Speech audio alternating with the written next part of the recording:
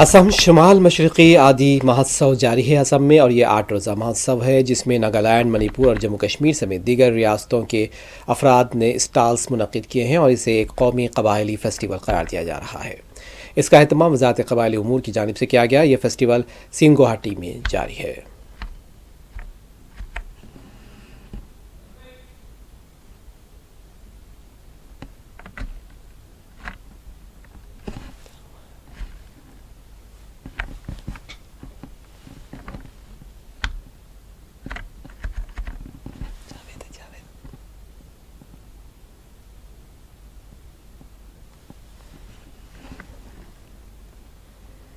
Okay, first of all, I'm so thankful to Tribes India, the Ministry of Tribal Affairs, for giving us this opportunity.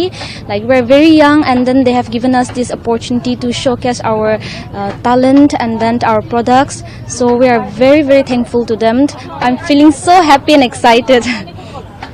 Okay, so first of all, we're getting the benefits because back in our town, back in our hometown, Nagaland, so our minister is Tobihoto, who is taking charge of this. So he is doing his part very well, giving us opportunity, and then whatever they're doing it for us.